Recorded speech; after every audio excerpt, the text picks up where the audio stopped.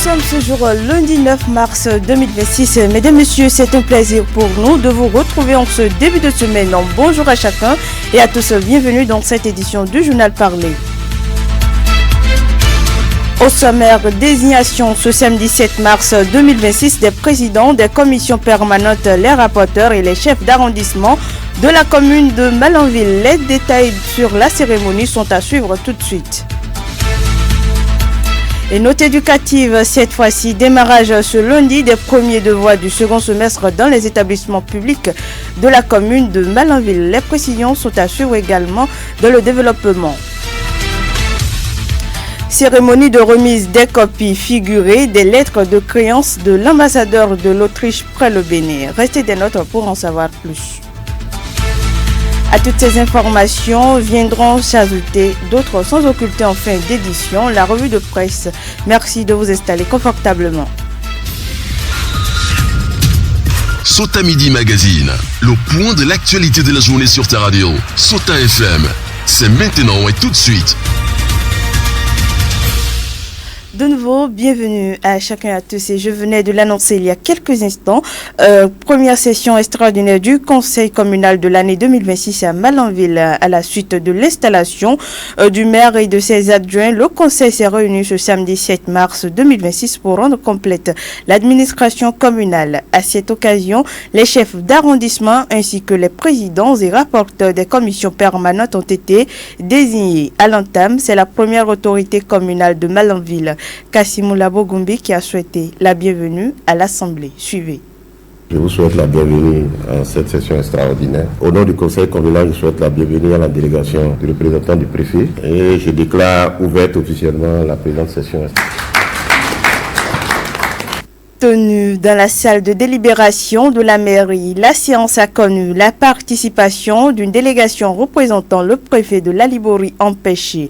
Après la lecture des noms des chefs d'arrondissement et des présidents des commissions créées par la loi, notamment le code de l'administration territoriale en République du Bénin, le représentant du préfet de la Liborie empêché a prononcé son mot d'encouragement à l'endroit du conseil communal de Malanville. On écoute Emmanuel Ncha. Les présidents de commission sont considérés comme installés une fois qu'on va citer leur nom. Par contre, pour les chefs d'arrondissement, c'est le maire qui va procéder à leur installation dans chacun des arrondissements. Après avoir reçu naturellement l'arrêté de constat de désignation de l'autorité de tutelle. La liste est envoyée par donc, le parti lui-même via le ministère qui l'a notifié au préfet. À son tour, le notifier au conseil communal. Tout ce que j'ai à dire, c'est je vous dis félicitations et vous dire aussi que vous avez une tâche noble. Vous êtes très sollicité, mais ce n'est pas pour résoudre les petits problèmes de famille en principe, mais c'est pour vraiment aider le maire à gérer les affaires de la commune. Surtout en matière de police administrative, vous connaissez notre département. C'est des responsables qu'on a choisis qui vont assumer pour le bonheur de la population et qui vont aider le maire à avoir l'œil dans les arrondissements parce que lui ne peut pas savoir ce qui se passe partout. Cette session extraordinaire est saisie par les conseillers pour proposer les membres qui doivent composer chaque commission. Au nom du conseil communal, le maire de la commune de Malanville a pris l'engagement d'œuvrer pour une mandature apaisée et fructueuse. Kassimou Labogumbi, qu'on écoute. Au nom de moi et de mes adjoints, nous présentons à tous ceux-là nos sincères félicitations et nous leur souhaitons tenir compte des conseils de la tutelle pour conduire les travaux, surtout au niveau des présidents de commission, parce que ça va nous permettre de vraiment démarrer les activités vraiment au niveau de la mairie. C'est de vous que doivent venir normalement les propositions, chacun dans son domaine de compétences d'attribution, pour que ensemble on puisse bannir ce qui ne va pas et qu'on puisse regarder en avant, faire progresser donc la commune. Donc à partir de ce moment, on peut clairement dire que toutes les instances sont mises en place et nous pourrons commencer notre mandature vraiment en bonne et due forme. Je nous souhaite une mandature apaisée qui va aboutir au développement harmonieux de notre commune. Au terme de la session, Ganiou Sabi Gabou, chef d'arrondissement de Garou, et Salifou Youssoufa, chef d'arrondissement de Guinée, ont livré leurs impressions. D'abord, je remercie le bon Dieu et la population de Garou qui m'ont renouvelé leur confiance parce que ce n'est pas facile. Ensemble, on ira au développement escompté. On avait vraiment souhaité que ça soit ainsi. Et voilà, Dieu a exaucé nos prières. C'est vraiment une joie au cœur. Nous remercions tous les militants et militantes. Par la grâce de Dieu, nous allons travailler la main dans la main pour que la population soit heureuse. Ce mandat est un mandat de travail et de rigueur. D'une information à une autre, et nous sommes toujours dans cette même logique. Séance d'échange sur la mise en œuvre du projet d'aménagement de 2947 hectares dans la commune de Malanville. C'est la salle de réunion de l'arrondissement de Madékali qui a servi de cadre ce dimanche 8 mars 2026 à ce moment de discussion avec la population. C'était en présence du maire Kassimou Gumbilabo, du secrétaire exécutif de la mairie de Malanville Olivier Alokoutui et d'autres autorités locales accompagnées de l'équipe dirigeante du projet. Pour commencer, le chef d'arrondissement de Madékali a souhaité la bienvenue à l'ensemble des participants dans l'assaut d'Obimassou qu'on écoute. C'est avec honneur et un plaisir que je prends la parole pour souhaiter la bienvenue de cette salle de réunion à ce jour pour une séance de sensibilisation dans le cadre des travaux de l'aménagement du Bafou. C'est dans notre intérêt et c'est par rapport à ça que le maire et le RSE sont venus pour être à côté de la population, au moins pour expliquer l'importance de la chose. Je voudrais exhorter les participants à bien sûr et à bien écouter pour recevoir le message de l'autorité communale. À sa suite, le directeur des affaires domaniales et environnementales de la mairie de Malanville a précisé la raison de la tenue d'une telle séance tout en invitant la population à être attentive. On écoute Ouseni Ibrahim Amadou. Nous sommes là ce matin pour vous annoncer une bonne nouvelle du gouvernement de Patrice Talon, parce que la commune de Malanville, plus précisément l'arrondissement de Madékali, a bénéficié d'un grand projet d'aménagement hydro-agricole. Et ce projet se met en œuvre dans toute la commune de Malanville. Si nous prenons l'arrondissement de Malanville, il y a également ce projet qui sera réalisé. Également dans l'arrondissement de Tombouctou, ce projet est en cours d'être réalisé également, et à Madékali. Donc si nous sommes là ce matin, c'est pour vous informer du contenu du projet. Qu'est-ce qu'on veut faire concrètement au cours de ce projet. Donc vous aurez les détails sur ça. Je voudrais vous inviter vraiment à suivre attentivement tout ce qui sera dit. Le bureau d'études en charge des travaux est là. Donc, ils vont nous expliquer dans les moindres détails tout ce qui sera fait. Donc, je voudrais vous demander de bien écouter et s'il y a des préoccupations à la fin, de bien vouloir les poser pour qu'à la fin de cette séance, vous sortez les idées vraiment éclairées. Dans la commune de Malanville, les arrondissements de Tombouctou et de Madékali sont les principaux bénéficiaires de ce projet dénommé Programme national de développement des grandes cultures, PNDGC en abrégé. Occasion pour le directeur de l'aménagement et des infrastructures de l'ATDA Vallée du Niger de présenter l'intérêt de ce projet à la communauté. Christian Toudonou se veut plus précis.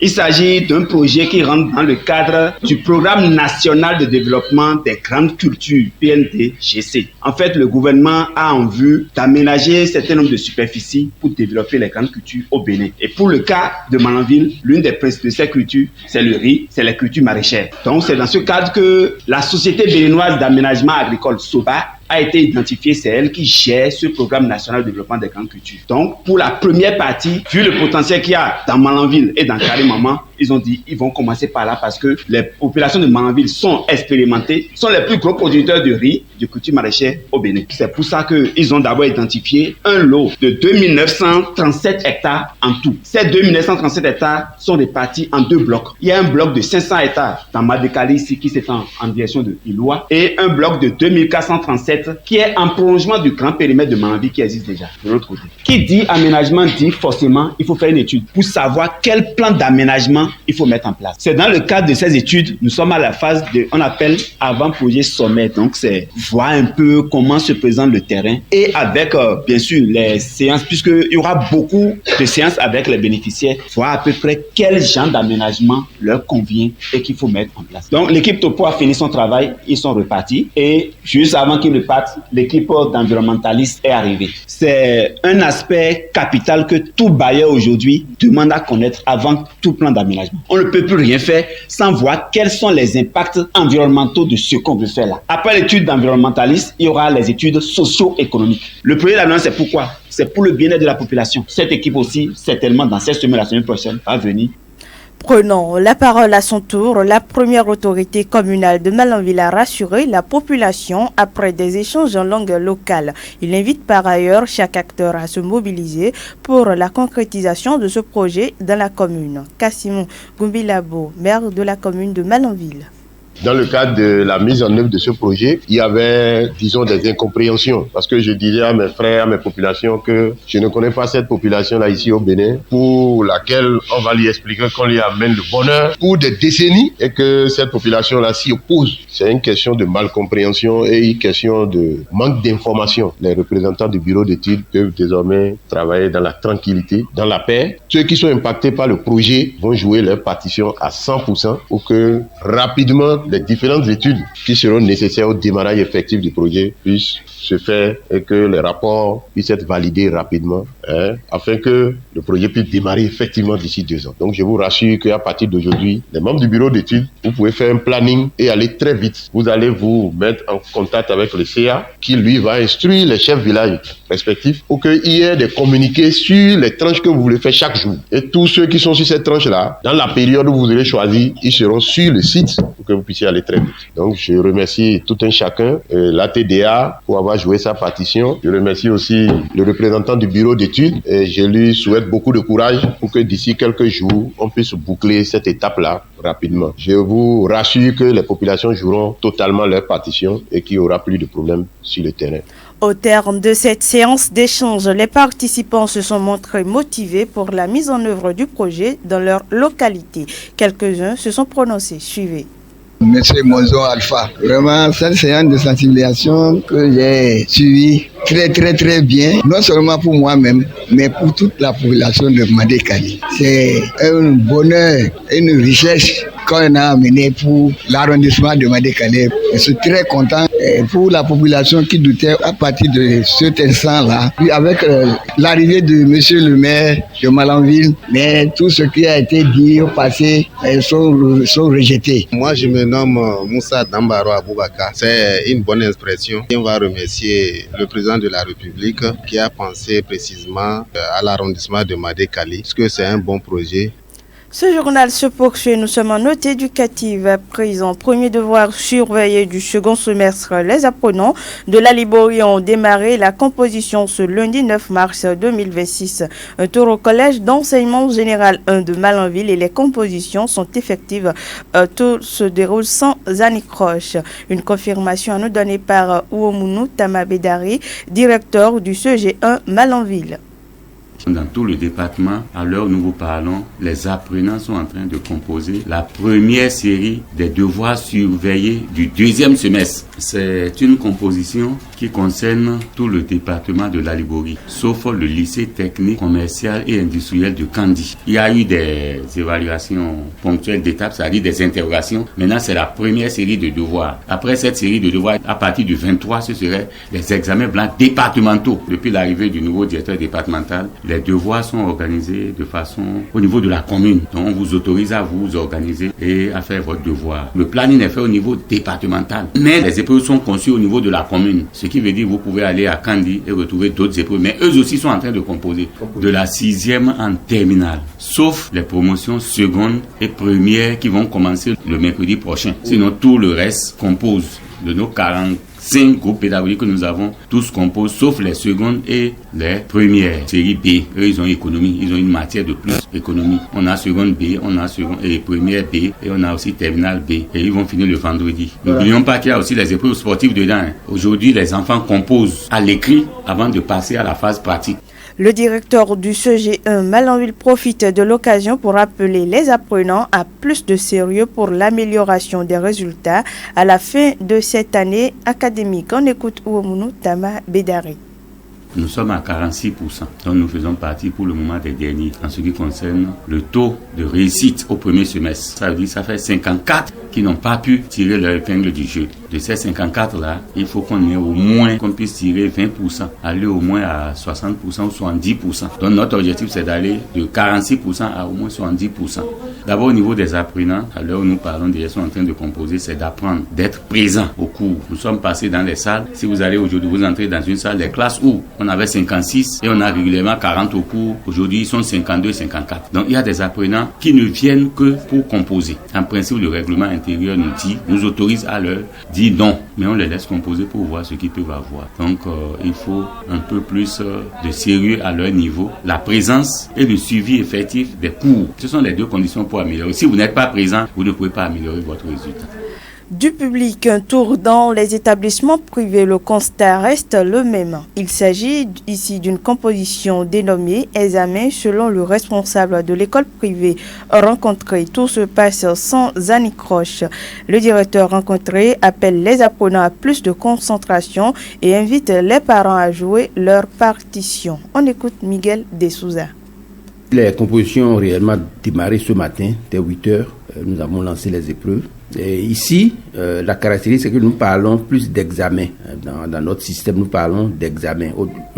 La deuxième évaluation s'appelle examen parce que c'est une composition qui prend en compte tout ce qui a été vu dans le trimestre. Ici, nous ne fonctionnons pas trimestre. Donc, l'examen prend en compte tout ce qui a été vu dans le trimestre. Tous sont répondus présents. Ça commence aujourd'hui à 8h et ça prend fin le mercredi à 18h. Nous leur dirons d'être concentrés sur ce qu'il y a à faire, de ne pas paniquer, de savoir que c'est qu'on leur a appris qu'on va leur demander. Aux parents, je dirais de les encadrer un peu plus en surveillant leur temps de repos.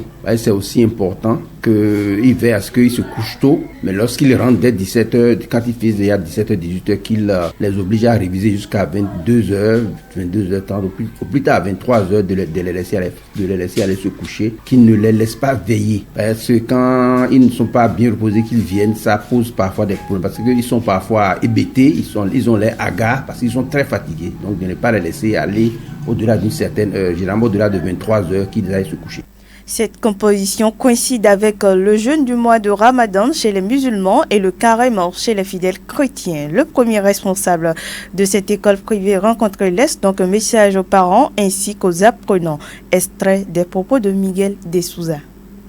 Moi, je leur dirais, lorsque l'enfant ne peut pas, de ne pas l'obliger. Mais lorsque l'enfant est fatigué, éprouvé, de ne pas l'obliger. C'est vrai, nous voyons parfois des enfants somnolents, mais je crois que c'est un problème de foi, nous le comprenons, mais il faut faire l'effort, quand l'enfant ne peut pas, de ne pas lui obliger. Chaque lundi au mois, nous essayons de faire ce message-là, de tout faire pour s'en sortir, parce que ici, les parents payent, et c'est beaucoup d'argent. Et quand ils ne travaillent pas, ils causent beaucoup de peine aux parents. Donc nous leur faisons cette sensibilisation-là. Et nous leur disons aussi que lorsque le parent fait le choix d'une école privée, c'est qu'il veut pour eux le meilleur. Donc ils n'ont qu'à prendre conscience de cette réalité-là pour remercier leurs parents à travers le travail qu'ils font. Parce que ne pas travailler, c'est une ingratitude envers les parents. Une école privée aujourd'hui, c'est beaucoup d'argent. Je crois qu'ils comprendront et qu'ils feront honneur à leurs parents en rattrapant ce qu'ils ont perdu au premier trimestre. Mesdames et messieurs, ce journal se poursuit. Nous prenons une courte pause. Sota Info Midi, le point de l'actualité sur ta radio. Ainsi s'installe la deuxième partie de cette session informative. Le programme alimentaire mondial renforce le fonctionnement des cantines scolaires avec l'introduction d'une nouvelle modalité dénommée le CBT. Cette approche plutôt vise à améliorer la gestion et l'approvisionnement des cantines dans le cadre du programme intégré d'alimentation scolaire. Elle permet aux acteurs locaux d'avoir plus de responsabilités dans l'organisation et la préparation des repas destinés aux apprenants. C'est quoi le CBT? Suivez pour plus de détails Moïse Oké, il est superviseur communal PAM à Malanville. depuis l'année surpassée, le PAM a commencé par mettre en œuvre autre forme de cantine que nous appelons le CBT. C'est un sigle anglais qui dit Cash Based Transfer, qui veut dire le cash basé sur le transfert. Donc ce volet-là, depuis 2017, où le gouvernement a mis en place la cantine qui est le PENACI, l'année dernière, le gouvernement a créé une agence que nous appelons ANAN, qui gère une partie des écoles, et le PAM également, qui gère une partie des écoles. Parmi les écoles que le PAM gère, le PAM est venu avec ce projet que nous appelons le PISN, qui est le programme intégré d'alimentation scolaire et de la nutrition. Donc, ce sont ces écoles-là que le PAM gère. En ce qui concerne ces écoles, dans la commune de Malanville, le PAM gère 56 écoles sur 74 écoles. Donc, dans ce projet qui est le PISN, il y a 2 volets de cantine, il y a 2 sortes de cantines également. Donc, lorsque nous prenons la première forme de cantine, c'est la cantine food. Cette cantine food, c'est quoi la cantine food? C'est la cantine où le PAM achète des vivres et le PAM envoie ces vivres-là dans les écoles.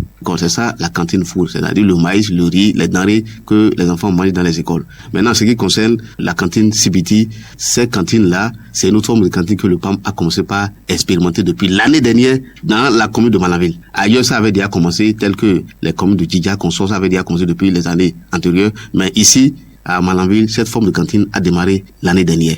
Et comme je l'ai dit, c'est un signe en anglais qu'on appelle le cash based transfer, qui veut dire le cash basé sur le transfert.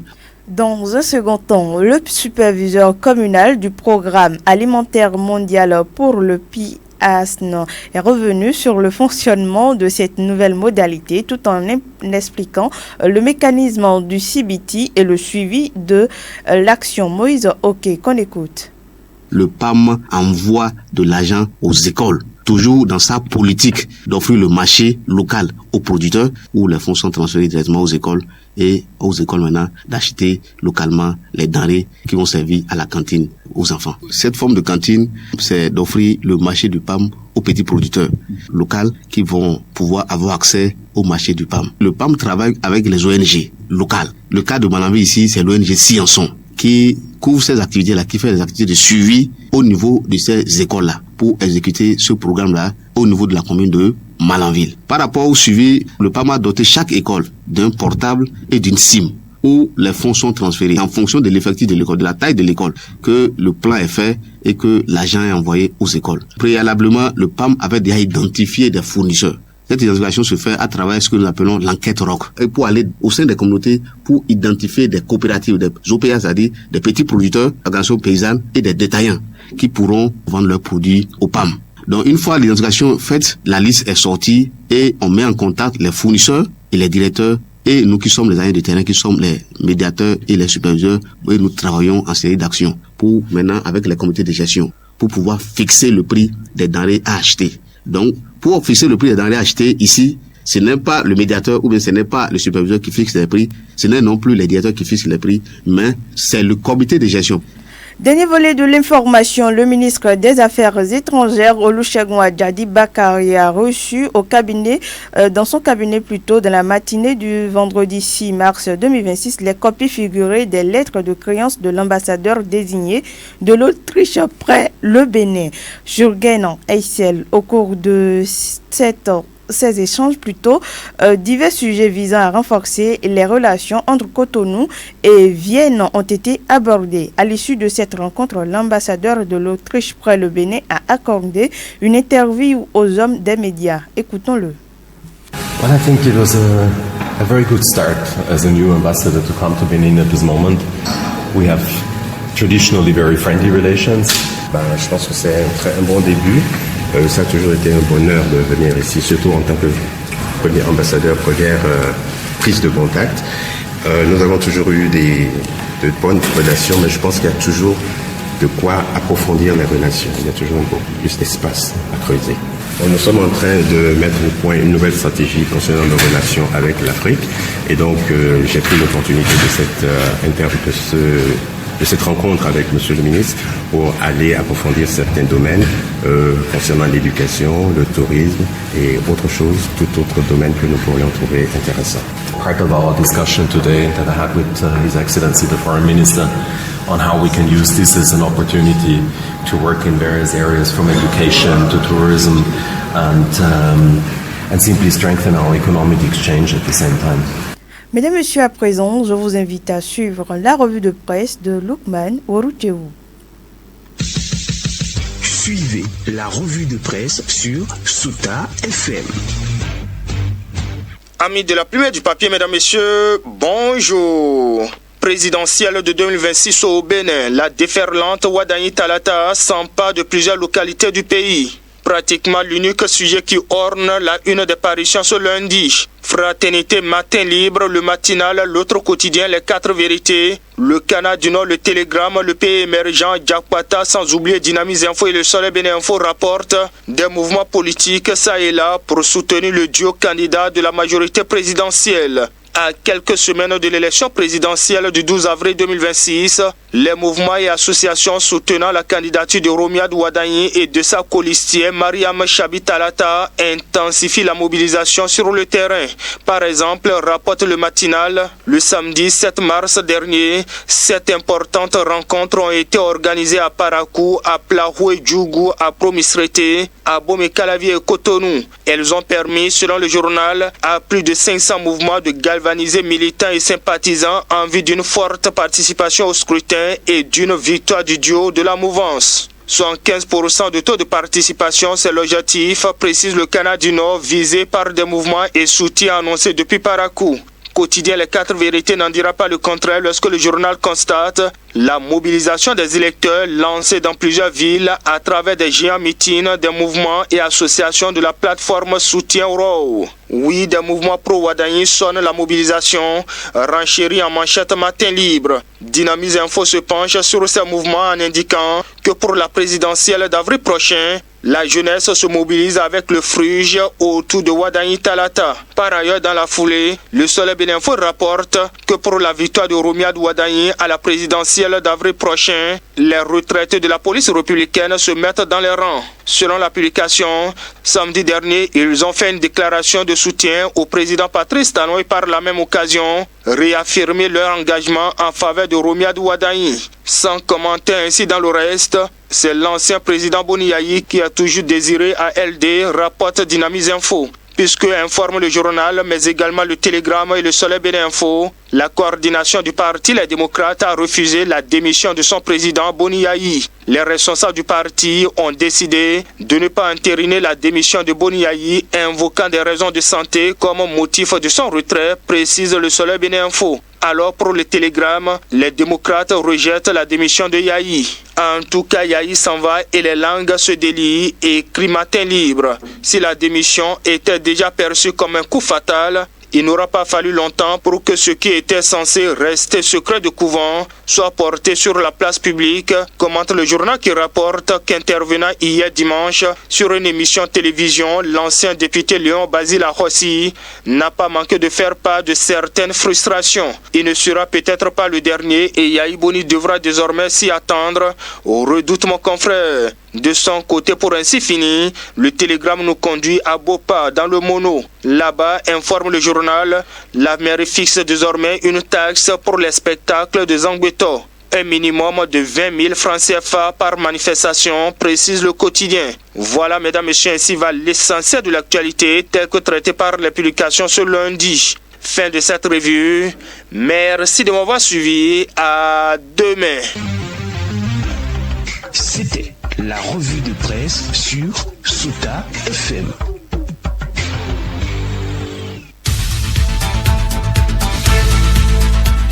Mesdames et messieurs, ce sera tout pour cette session informative. Merci pour votre aimable attention. À la présentation, je suis Dorcas Orisha. J'ai bénéficié de l'accompagnement technique de Aboubakar Doko. À l'édition, Aminou Dosso. Excellente semaine à chacun et à tous. C'était Sota Midi Magazine, le rendez-vous informatif de la mi-journée sur Sota.